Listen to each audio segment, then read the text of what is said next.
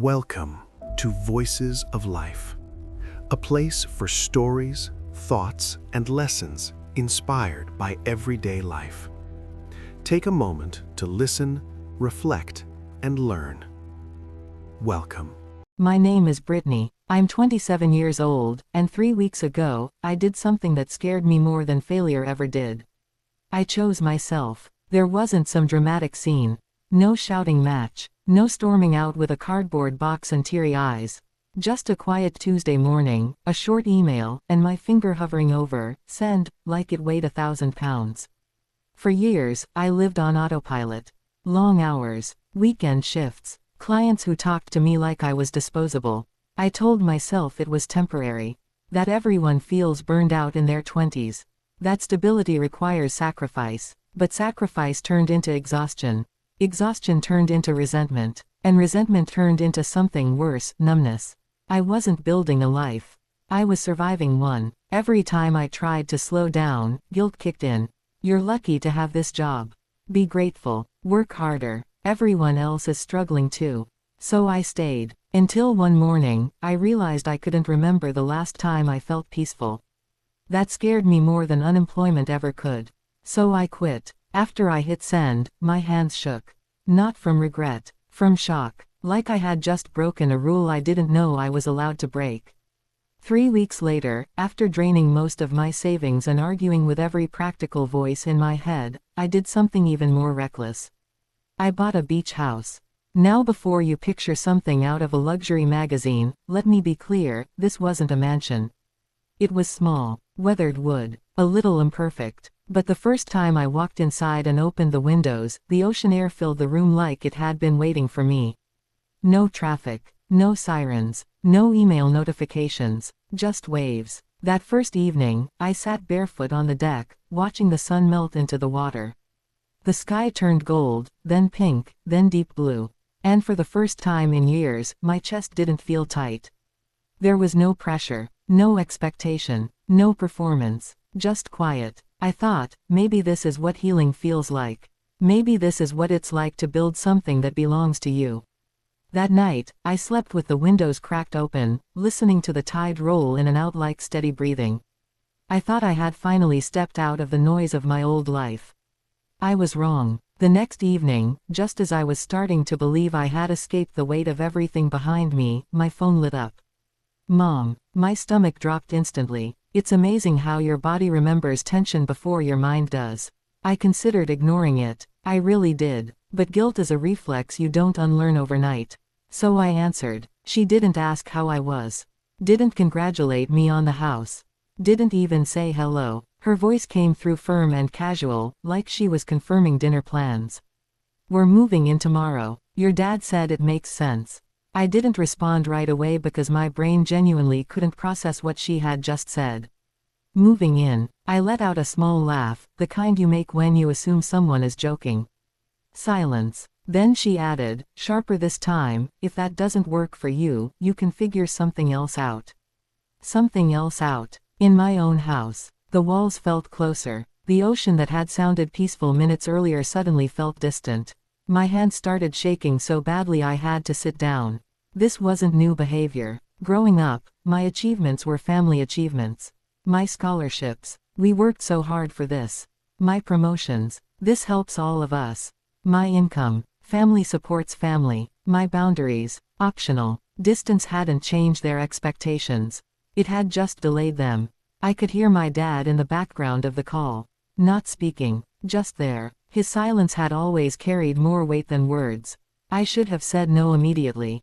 Instead, years of conditioning kicked in.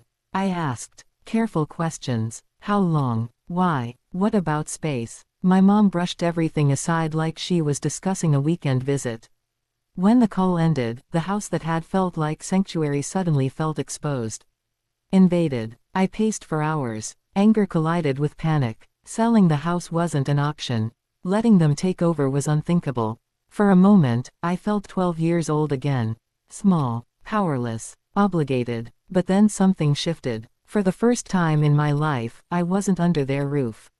I wasn't financially dependent. I wasn't asking permission. I wasn't trapped. This house, this risk, this future, It was mine. And as that realization settled in, the shaking stopped.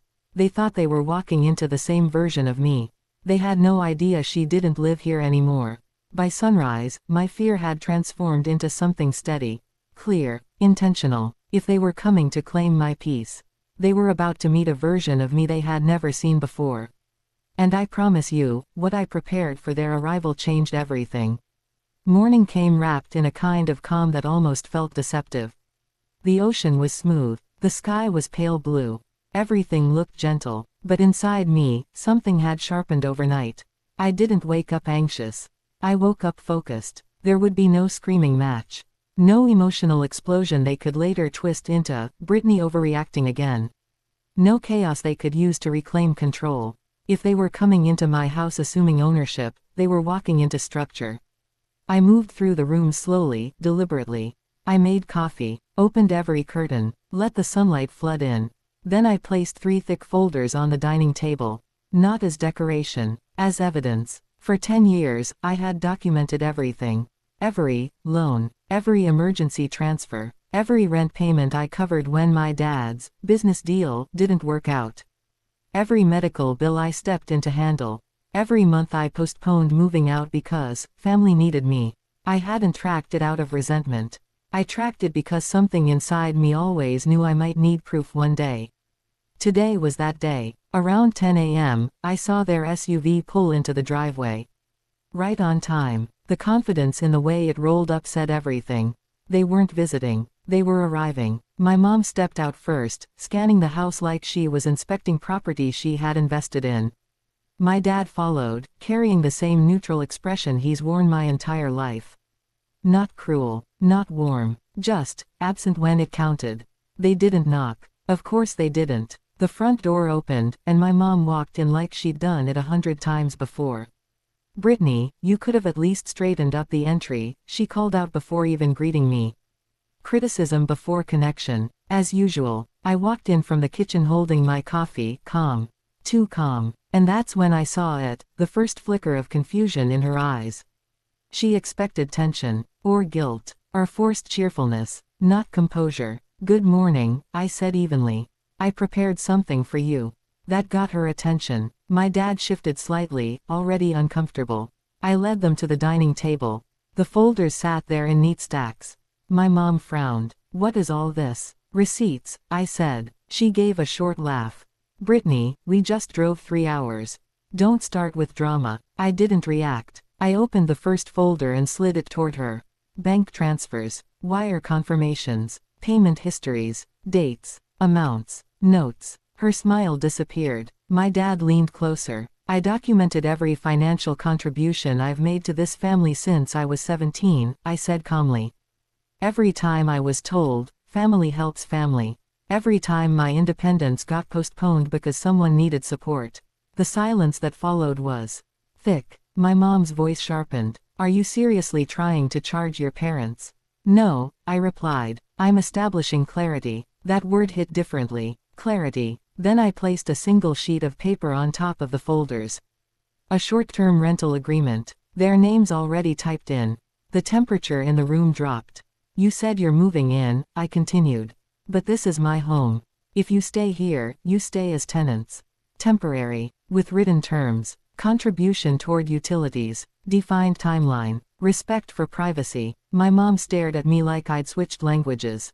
"This is insane," she snapped. "We're your parents. And I'm your adult daughter," I answered. "Not your extension." That's when the explosion came. "Ungrateful. Selfish. Disrespectful. After everything we've done for you." The familiar script. But something had changed. For the first time, their words didn't land. Because I wasn't defending myself. I was standing on documentation. On ownership. On reality. My dad finally spoke. "Brittany, this is extreme." I met his eyes. What was extreme was assuming you could just take over my life whenever it was convenient. That hit him. Not because it was loud. Because it was true. My mom looked around the room, but not like she owned it anymore. Like she was realizing she didn't. "You would really put us on a lease?" she asked quietly, disbelief mixing with something unfamiliar. "Yes." Not angry. Not shaking. Just steady. I love you, I added, and that seemed to confuse her even more. But love without respect turns into control. And I'm not living like that anymore. Silence filled the space between us. They had expected obedience, or tears, or collapse. Instead, they got terms. And here's the part that changed everything. I wasn't asking them to sign. I was giving them a choice. Stay under my conditions, or leave. For the first time in my life, the power dynamic wasn't blurry. It was clear, and they felt it. My mom's anger started to crack into something else, uncertainty. My dad looked older than he had when he walked in. Authority doesn't survive well when it isn't backed by control. Finally, my mom grabbed her purse. "This isn't over," she muttered. "No," I said calmly. "It's just beginning." They walked out without slamming the door. That almost surprised me more than anything. I stepped onto the deck as they got into their SUV. The engine started. The tires rolled slowly down the driveway. And as they disappeared from view, I expected to feel guilt.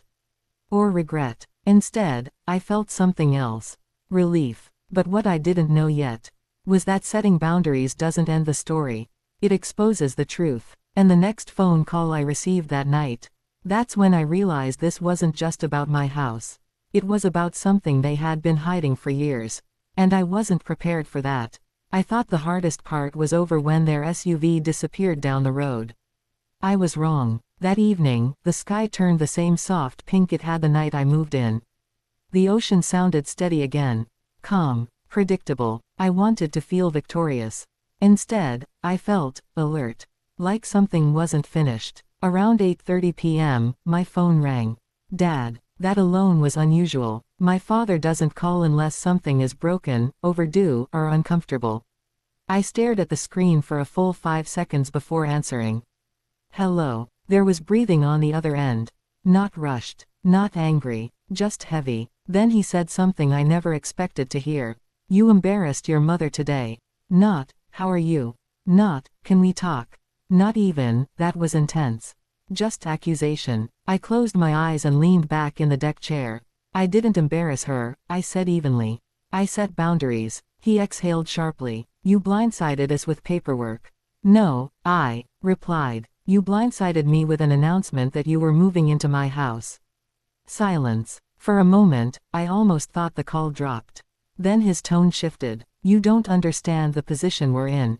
And there it was. The sentence that always came before a request. "What position?" I asked. Another pause. Longer this time. "We're selling the house," he said. I sat up straighter. "What?" "We've been behind on payments for months. Your mother didn't want to tell you. We thought we could manage it." The words felt surreal. Behind on payments. Months. "You told me everything was fine," I said quietly. "We didn't want you to worry." I almost laughed at the irony. They didn't want me to worry, so they planned to move into my house without asking. "That's not all," he added. My chest tightened. "There's debt, Brittany. A lot of it." I felt that old familiar pull, the reflex to fix it. To ask how much. To offer help. To solve the emergency like I always had. But this time, I stayed silent. And in that silence, I realized something. This wasn't new. This was a pattern. Every crisis in our family somehow circled back to me stepping in. Scholarship money redirected. Savings, borrowed. Bonuses allocated toward temporary setbacks. And each time, I told myself it was the last time. "How much?" I asked carefully. He hesitated. 6 figures. The number didn't even land at first. It just floated there, abstract. 6 figures. "That's not from medical bills," I said slowly. "No." "Then what is it from?" Another pause. "Investments that didn't work out." I swallowed. "How many?" He didn't answer directly. "That's why your mom said we're moving in. We need to stabilize. Regroup." Translation. They needed my house as a safety net. Not because they missed me. Not because they wanted closeness. But because they had run out of options. And suddenly, the entire confrontation from earlier made sense. They hadn't been arrogant. They'd been desperate. And desperation, when mixed with entitlement, becomes dangerous. "You were just going to show up," I said quietly. "And what? Stay indefinitely?" We would have figured it out. No timeline. No agreement. No plan. Just assumption. The old version of me would have folded right there. She would have said, "Okay, let's talk." She would have started calculating how to help. She would have sacrificed peace for loyalty. But I wasn't her anymore. "I'm not your bailout plan," I said, my voice steady but softer now. "We're your parents. And I'm your daughter," I replied.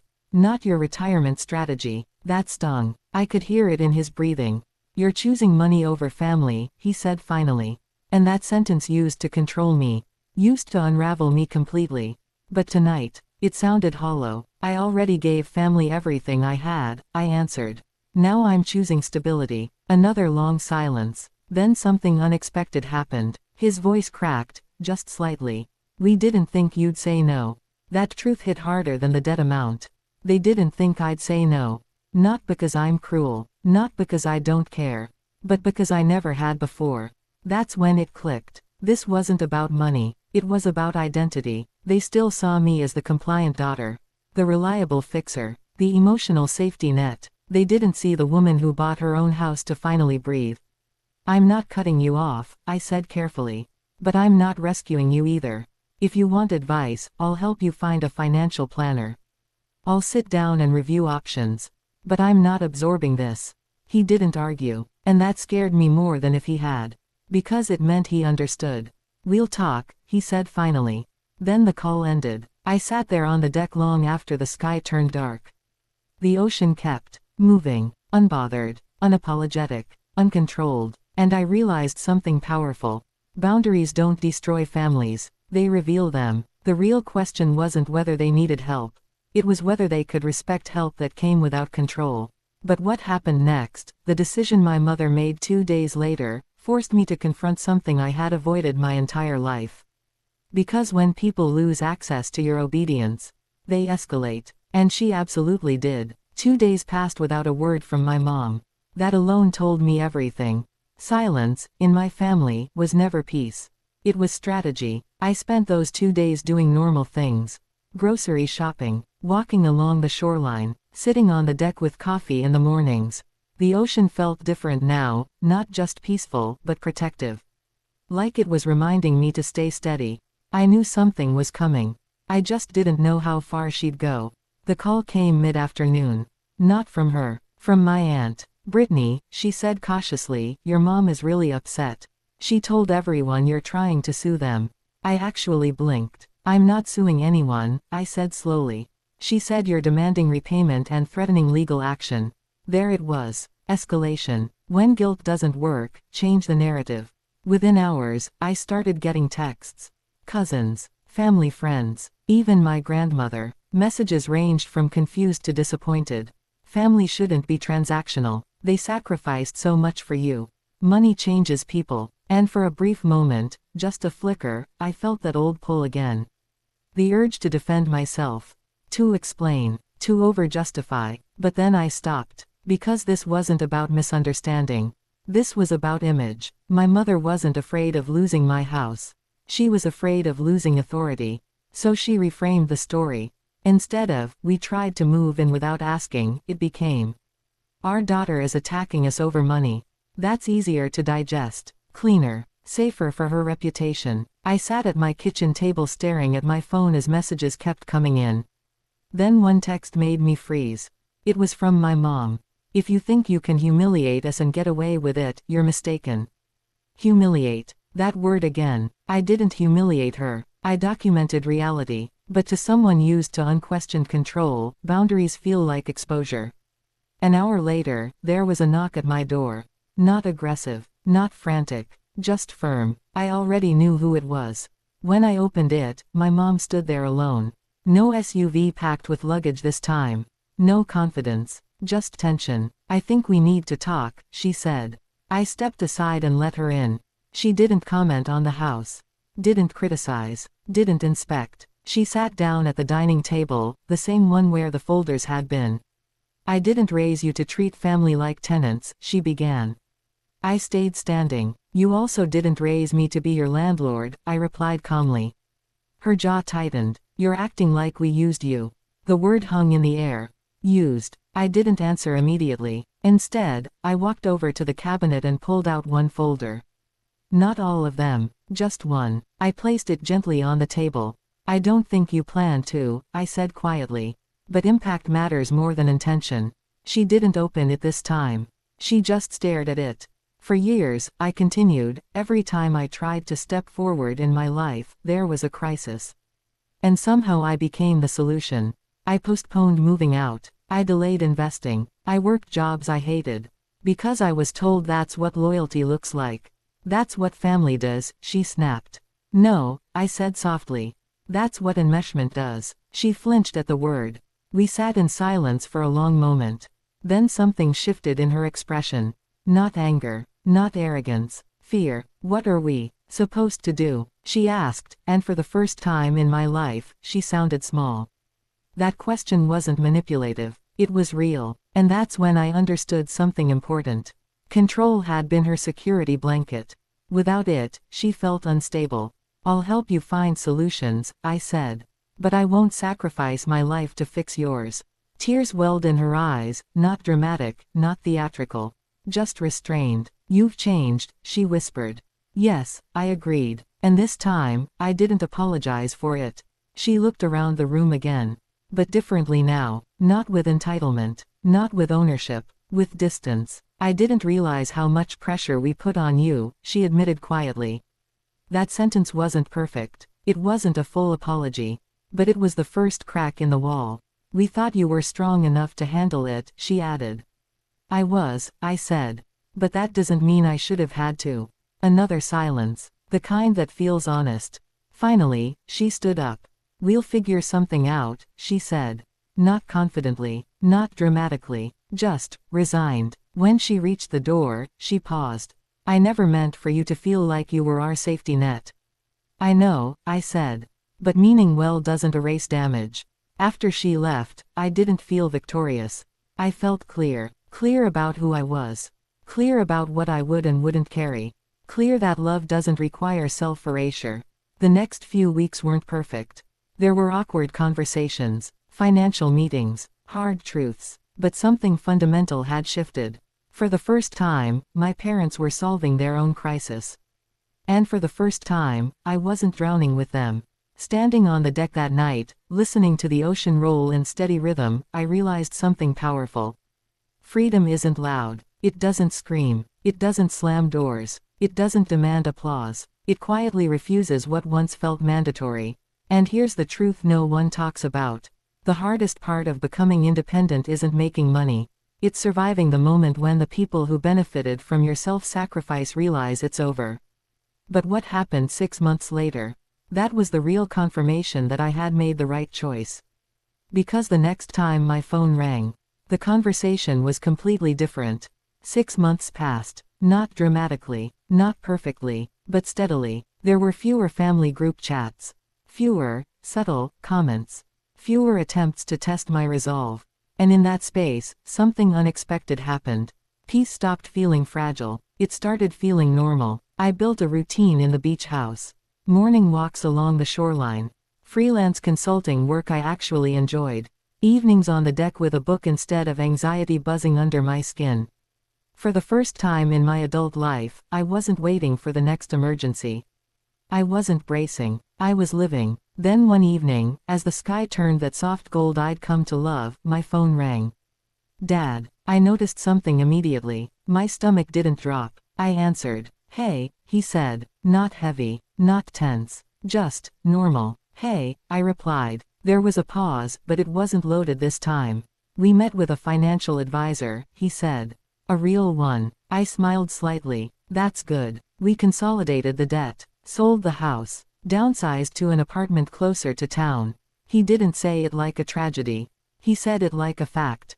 We're managing, he added. Managing. Not thriving. Not collapsing. Managing. And for the first time, that was enough.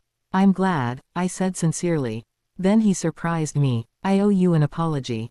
I didn't speak. I thought providing for you when you were a kid meant you owed us support later, he continued. I didn't realize how much pressure that put on you. That hit deeper than I expected. Because it wasn't defensive. It wasn't disguised. It was accountability. We were scared, he admitted. And instead of saying that, we tried to take control. There it was. Not manipulation. Not authority. Fear, I know, I said quietly. Another pause. You were right, he added. About the boundaries. And I swear, that sentence healed something I didn't even realize was still tender. We talked for another 20 minutes. About practical things. About the apartment. About how my mom was adjusting. He didn't ask for money. Didn't hint at struggle. Didn't shift responsibility back to me. When the call ended, I sat on the deck and just let it sink in. The boundary hadn't destroyed my family. It had forced it to grow up. A week later, my mom called. Her tone was softer than I'd ever heard it. I started part-time work, she said, almost shyly. It feels strange, but good. I could hear something underneath her voice. Pride. Not the kind tied to appearances. The kind tied to independence. I'm proud of you, I told her. And this time, it wasn't forced. She hesitated before saying, I'm proud of you too. That one almost broke me. Because for years, I chased that sentence by sacrificing pieces of myself. And I finally received it after I stopped. That's the part nobody prepares you for. When you stop overgiving. When you stop rescuing. When you stop shrinking. The right people don't leave. They adjust. Not everyone will. Some relationships only survive through control. But the healthy ones, they recalibrate. 6 months ago, I thought buying this house was the bravest thing I'd ever done. I was wrong. The bravest thing I did was say no without explaining myself into exhaustion. The bravest thing I did was allow my parents to face consequences without stepping in to cushion them. Because here's the truth. Helping someone avoid accountability doesn't protect them. It delays their growth. Standing on the deck tonight, the ocean rolling in steady rhythm, I don't feel anger anymore. I don't feel vindicated. I feel grounded. My house is still small.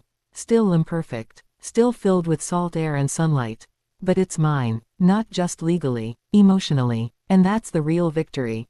Some wins are loud. Some are dramatic. Some come with applause. Mine came quietly. In a lease agreement never signed. In a, no, I didn't retract. In a family that learned I am their daughter. Not their safety net. And if there's one thing this whole journey taught me, it's this. Choosing yourself doesn't mean you love others less. It means you finally love yourself enough to stop disappearing. The ocean keeps moving, unapologetic, unstoppable, and now, so do I. If you've lived through a similar story, if your pain was silenced, ignored, or misunderstood, you're not alone. You can share your story with us directly by email. We read every message, and with your permission, we'll tell your story so others don't feel alone.